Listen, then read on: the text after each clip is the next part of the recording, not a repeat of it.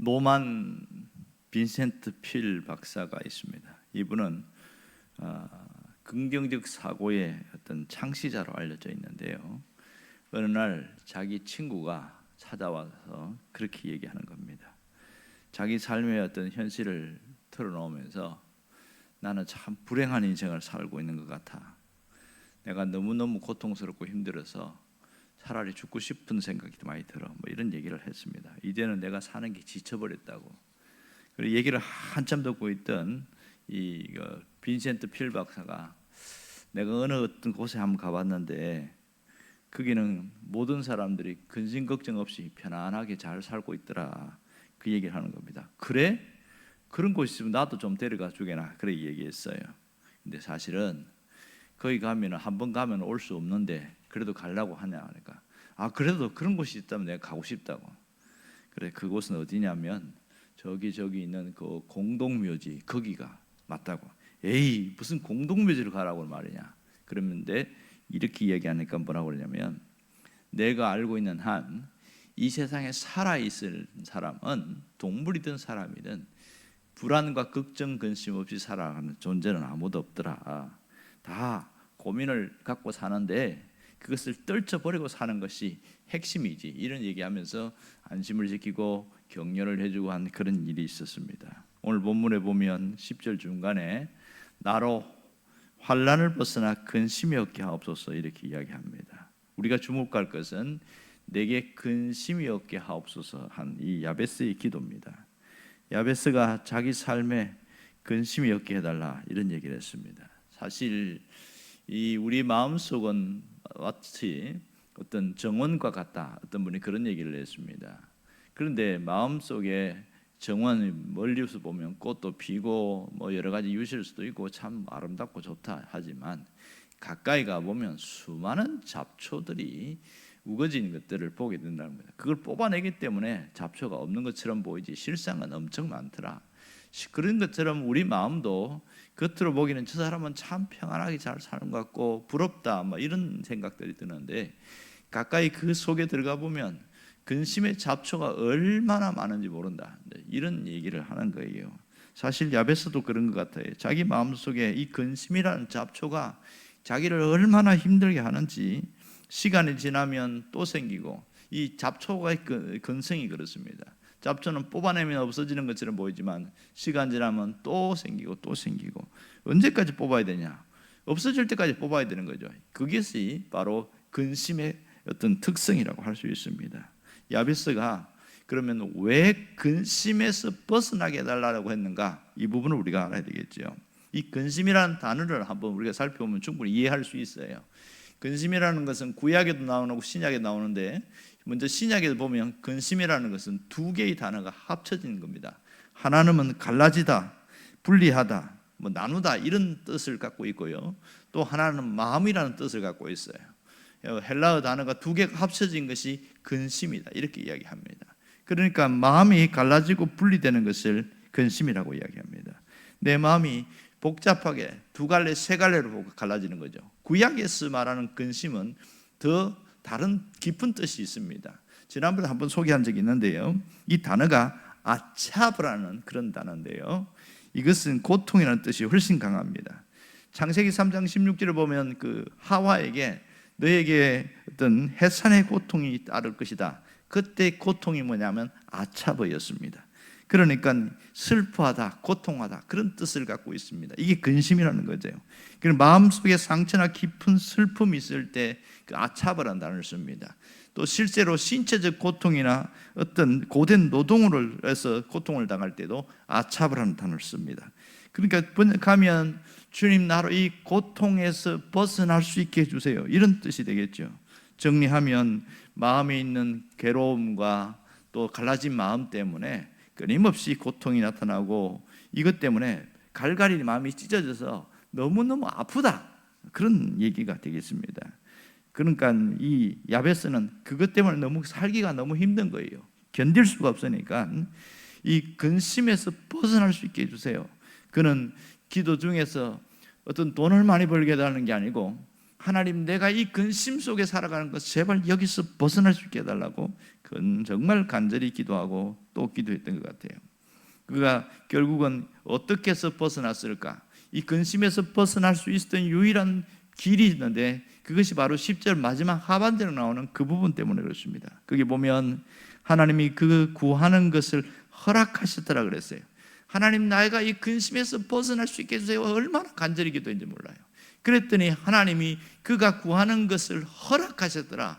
결국은 근심에서 벗어나는 해방된 삶을 살게 되었더라. 그런 얘기를 하고 있는 겁니다. 얼마나 놀랍습니까? 하나님이 그의 기도를 들어주시다는 그 자체가 단순히 들어준 것만 아니라 더 이상 고통에서 벗어나는 그런 삶을 살았다는 거죠. 두 가지지요. 어떤 문제가 해결되어서 이 근심에서 벗어나는 것이 하나가 있고요. 또 하나는 근심이 계속 잡초처럼 솟아나는데 그것을 짓누르고 이겨내는 마음을 가졌기 때문에 이 두 가지가 합쳐진 것이 바로 야베스의 모습이라고 할 수 있습니다. 여러분은 근심이 정말 없어졌습니까? 그렇다면 어떻게 해서 근심이 없어졌습니까? 요즘 많은 사람들은 얘기 들어보면 그 속에 근심이라는 것이 가득합니다. 수심과 근심이 있는데 정말 세상 돌아가는 모습을 보면 근심할 수밖에 없는 그런 모습들이 정말 많습니다. 가장 큰 것은 전쟁의 위험이 계속 우리를 괴롭히고 힘들게 하고 있습니다. 먼저는 우크라이나와 러시아의 어떤 전쟁이 있었고 또 여러 가지 또 태국과 어떤 인도 파키스탄이 있었고 그 다음에 이스라엘과 하마스의 전쟁도 있었고 지금은 또 이스라엘과 미국 연합군이 인도를 공격해서 또 하메네이가 죽는 이런 일들이 지금 그래서 호르무즈 해협이 막히면서 원유가 들어오지 않으니까 기름값이 폭등하고 그러니 얼마나 걱정이 많이 됩니까? 이게 현실이거든요. 그런가 하면 어떤 사람은 멀쩡한데 갑자기 몸이 아파가지고 병원에 갔더니 당신은 이제 얼마 못 사요 이러면 얼마나 충격이 됩니까? 이 질병에 대한 근심은요, 이건 단순한 근심을 넘어서서 죽음의 두려움으로 그렇게 번져지고 있습니다. 천정부지로 오르는 물가나 불안한 경제는 우리를 끊임없이 근심으로 끌고 가고 있습니다. 가장 큰 근심은 죽음에 대한 근심입니다. 어떤 분이 그 얘기를 하더라고요. 자기는 장례 지도사로 일을 하고 있었는데 그렇게 하면서 매일 보는 게 죽은 사람들, 고인들의 모습을 보는데 그것이 자기에게 죽음의 공포로 밀려온 거예요. 그래서 돈을 많이 벌고 했는데 더 이상 그것 때문에 시체만 보면 나도 죽을 것 같은 저 모습일 것 같은 그것 때문에 그만두었다.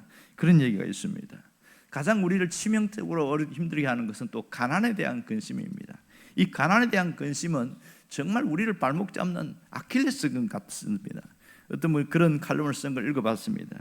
자기가 어렸을 적에 가난한 가정에서 자라다 보니까 늘 가난에 대한 근심이 있었는데 이게 거의 공포 수준이었다는 거예요. 그래서 자기가 기쁜 날이 한 번도 없었다 그렇게 표현을 했습니다. 어린 나이에 굶주림보다 더한 고통이 없다는 것을 철저하게 경험하고 돈 버는 것이 생의 목표가 되었고 그 목표만을 향해서 이를 악물고 살면서 돈을 벌었다는 겁니다. 그래서 돈의 공포에서 벗어나기 위해서 돈을 벌었는데 나중에 보니까 자기가 돈의 노예가 되어 있더라 이 얘기를 하는 겁니다. 그만큼 이 돈에 대한 문제, 가난에 대한 문제는 우리를 정말 근심케 합니다. 그 외에도 수많은 일들이 우리를 끊임없이 근심으로 몰아가고 있어요. 이 근심은요, 우리 속에 있는 기쁨을 바싹 말라버리고 완전히 무너뜨리는 그런 요인입니다.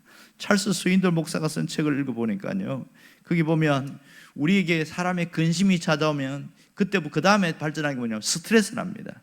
이 스트레스가 육체를 괴롭히고 정신을 괴롭히고 심지어 질병의 원인이 된다고 그럽니다.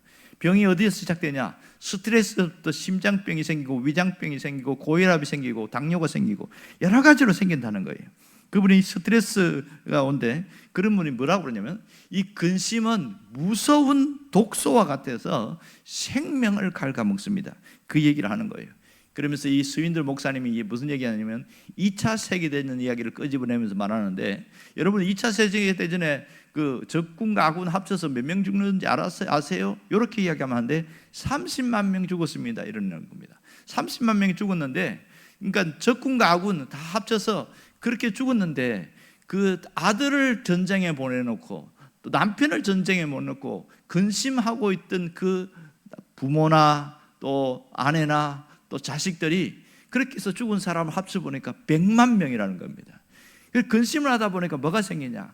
가장 크게 생긴 게 가슴이 두근두근하면서 심장병이 생기기 시작하고 또 다른 이상한 병들이 생겨가지고 그래서 100만 명이 죽었다는 겁니다. 실제로 그분들은 전쟁에 가지도 않았는데도 그 근심 때문에 죽었다, 이런 얘기를 하는 겁니다. 정말로 근심은 우리의 기쁨을 빼앗아갑니다. 사람들이 원하는 것은 평안입니다. 근심이 없는 평안을 원합니다. 어떤 부자가 있었는데 자기는 돈도 벌었고 뭔가 해볼 만큼 다 해봤는데 가질 거 다 가졌는데 늘 마음이 쫓기고 위급하고 막 이렇게 하다 불안한 게, 항상 불안이 자기 삶 속에 늘 있다 보니까 내가 이 불안을 벗어나고 싶다. 그렇게 해서 떠오른 아이디어가 뭐냐면, 그림을 잘 그린 사람들에게 이 그림을 평안이라는 주제로 그림을 그리면 내가 수억 원을 주고 내가 사겠다. 그랬더니 화가들이 여기저기서 참여해가지고 또 뽑아가지고 새 그림이 이렇게 걸려 있었습니다. 거기에는 수많은 사람들과 기자들과 또 함께 부자들이 함께 지켜보면서 어떤 그림을 보나 첫 번째 딱 그림 봤을 때, 야 진짜 이거는 평화다, 이런 얘기가 있었습니다. 그것은 정말로 깊은 산골에 있는 자연의 큼직한 호수가 있었는데, 거기에는 아주 잔잔한 그런 호수에 수양버드나무 하나가 있고 거기에 또 하늘에는 둥실 떠 있는 또 구름이 있고, 그 호수만 봐도 이건 진짜 평안이다, 이렇게 느끼는데 부자가 가만히 보다가 고개를 절레절레 흔들면서 다음으로 가는 겁니다. 왜 그러지? 그리고 그 다음 그림 봤더니 이거는 현실적인 평화다, 그런 그림을 봤습니다. 그것은 어느 시골 동네인데 그 그림 속에는 장닭이 고개를 치켜들고 있고 그러면서 꽃기워하는데 개는 그 옆에서 잠을 자고 있고 소는 여물을 씹고 있습니다. 이 모습에는 아무런 불안 증세를 찾아볼 수가 없었습니다. 이것이야말로 전형적인 평화로다. 사람들은 그렇게 이야기하는데 부자가 한참 거기 서 있다가 고개를 흔들면서 다시 옆으로 가는 겁니다. 그런데 그 옆에 있는 그림은 누가 봐도 이거는 평화가 아니고 불안투성이다, 그렇게 보는 그림입니다. 저거는 선택할 수 없는 거야. 왜냐하면 전체 그림이 굉장히 큰 폭포가 있는데 거기서 굉장히 진동하는 소리가 비바람이 몰아치는 그런 모습이 있는데 거기에 나무가 하나 옆에 있는데 그 나무 옆에 둥지가 있는 거예요. 그 둥지에 붉은 가슴의 로빈새라는 그 새가 거기서 새근새근 잠을 자고 있는 겁니다. 깎아진 절벽에서 그런 모습이 있는데 누가 봐도 그 폭풍 몰아치는 그런 속에서 누가 이렇게 있냐? 그런데요, 그 부자가 가만히 그 보더니 잠자고 있는 그 로빈스에 꽂힌 거예요. 그러고 나서 그 그림을 아주 비싼 가격에 돈 주고 샀다는 겁니다. 그럼 기자들이 이해가 안 되는 거죠. 왜 당신은 굉장히 불안해 보이는 그런 그림을 평화라고 생각하고 샀습니까? 그랬더니 이 부자가 하는 말이 뭐냐면, 여보시오, 참 평화라는 것은 환경에서 오는 것이 아니고요, 참 평화는 것은 마음속에 있는 불안의 바람이 불어오는 그 환경 속에서도 편안할 수 있는 것이 진짜요, 이렇게 이야기하는 겁니다. 그러니까 이 둥지에 있는 로빈새를 보십시오. 여기에는 정말 폭풍과 몰아치는데도 새근새근 잠을 자고 있지 않소. 이게 진짜 평안이에요, 이렇게 이야기하는 겁니다. 여러분, 세상이 주는 평안에는 한계가 있습니다. 물질이 주는 평안에도 한계가 있습니다. 권세가 주는 평안에도 유통기한이 있습니다. 결국은 다 무너진다는 것이 우리가 알고 있는 현실입니다. 마음속에 평안이 없으면 우리는 아무리 많은 것을 가지고 많이 누려도 그 사람은 나는 불행하다, 이렇게 생각하게 되어집니다. 정말 많이 가진 사람, 뭔가 아주 안정된 삶인데도 불구하고 정신과 치료를 받는 사람을 봤습니다. 끊임없이 수면제를 매일매일 몇 알씩 먹지 않으면 잠을 잘 수가 없고, 그것도 안 되니까 위스키까지 들이면서 수면제와 위스키 먹으면 치명적이거든요. 그렇게 해야 잠을 자는 사람이 있더라고요. 정말 불안해하는 사람이 있습니다. 그러면 이 야베스는 자기 삶에서 어떻게 해서 이 근심에서 벗어날 수 있었을까? 우리가 근심에서 해결할 수 있는 가장 강력한 것은 하나님 앞에 믿고 맡기는 겁니다. 야베스는 자기 문제가 해결되기 전부터 그가 찾아낸 게 뭐냐면, 내가 이것을 해결하기 위해서 하나님께 기도해야 되지만 기도하는 동안에 하나님 앞에 철저하게 맡기다. 그것이 야베스 속에 있습니다. 하나님께서 그가 구하는 것을 허락하셨다는 그게는 결말을 이야기하고 있지만 그 과정 속에서 야베스가 자란 것은 내가 하나님 앞에 철저하게 믿고 맡겨야지. 그것이 있었고 결국은 매일매일 그가 기도한 대로 하나님이 근심에서 완전히 벗어나게 한 거예요. 두 가지죠. 하나는 자기가 있는 이 가난의 문제라든지 어떤 질병의 문제라든지 자기를 둘러싸고 있는 이 근심 덩어리 자체를 하나님이 싹 바꿔놓은 것이 첫 번째고, 또 하나는 자기 속에 끊임없이 일어나는 근심을 해결하고 갔다는 겁니다. 극복하면서 갔다는 것이죠. 그게 놀라운 겁니다. 여러분, 하나님께 맡겨드리는 것은 결코 나약함도 부끄러움도 아닙니다. 많은 성도들이 전 하나님께 맡깁니다. 그런데 마음이 여전히 불안한 거예요. 맡긴다고 하는데 여전히 걱정이 가득한 거예요. 맡긴다는데 여전히 두려운 거예요. 그것은 말은 맡겼지만 실제로는 완전히 맡기지 않아서 그렇습니다. 안 맡긴 게 아니고 그냥 맡기는 것처럼 했다가 다시 도로 찾아왔기 때문에 문제인 겁니다. 우리가 목욕탕이나 사우나에 가면 꼭 그 앞에 쓰는 문구가 지금도 있습니다. 수십 년이 지났는데도 항상 귀중품은 카운터에 맡기십시오. 맡기지 않은 그 물건은 책임지지 않습니다. 이렇게 써놨습니다. 기증품이나 현금이나 이런 것들을 내가 관리해야 되는데 이것을 내가 관리하기 어려서 은행에 맡겨놓으면 은행이 책임지잖아요.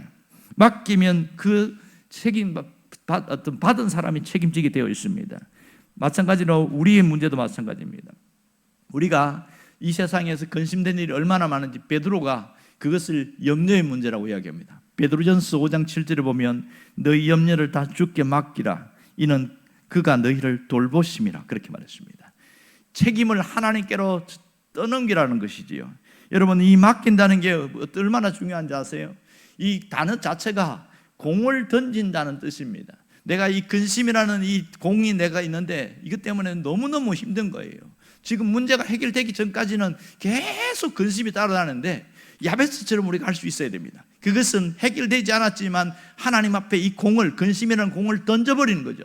그러면 던지면 내가 안 가지고 있어야 되잖아요. 근데 많은 사람들이 어떻게 하냐면 하나님 앞에 기도하러 왔고는 공을 실제로 던집니다. 완전히 던지고 자유합니다. 그래서 집에 돌아가갖고는 하나님 그 도로 주세요. 그 내가 갖고 있어야 되겠습니다. 그런 모습으로 살고 있다는 거예요. 가서는 내가 걱정하고 있고 내가 고민하고 있고 내가 그것이 불안하고 또 두루에 떨고 있고 또 예배당에 나와서 기도할 때는 또 맡겼다가 이 일들을 반복하다 보니까 우리는 근심이 떠나가지 않은 겁니다. 여러분, 기도할 때도 맡겨야 되지만 기도 안 할 때에도 맡길 수 있어야 됩니다. 공을 던지면 내 손에 공이 없어야 되는 겁니다. 그것이 진짜 맡긴다는 것입니다. 우리가 이것을 굉장히 중요하게 생각이 됩니다. 우리가 지난번에 잠언을 봤지만 잠언 10장 22절에 보면 여호와께서 주시는 복은 사람을 부하게 하고 근심을 겸하여 주지 아니하니라 이렇게 말하고 있습니다. 하나님이 우리에게 주신 진정한 복은 근심을 겸하여 주는 법이 없다는 겁니다. 하나님은 근심의 문제도 해결해 주시는 분이라는 것이죠. 하나님은 우리에게 복을 주신다면 환난을 벗어나 근심이 없게 하옵소서 했더니 정말 그렇게 해준다는 겁니다. 예수님도 제자들이 불안에 떨고 있을 때에 뭐라고 했습니까? 그 부활 이후에 제일 먼저 오신 것이 평안에 대한 이야기를 물었습니다. 내게 있는 평안을 너희에게 주노니 세상이 주지 않는 그 평안을 너희에게 준다 이렇게 이야기하고 있습니다.